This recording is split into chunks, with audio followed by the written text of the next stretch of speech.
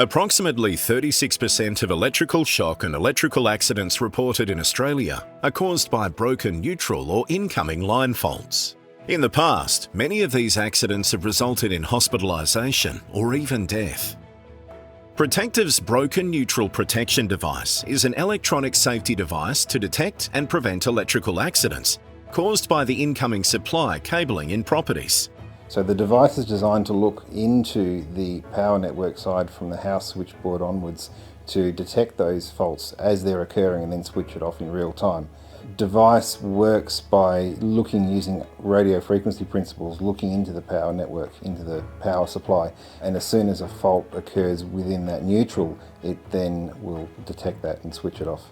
So it looks at what power source is coming in and what the condition of that power source might be. So if it is degraded or degrading, our system monitors for that 24/7. The device is designed to be installed in the switchboard and switches off the power when earthed metal parts of the house become live, protecting the lives of everyone inside.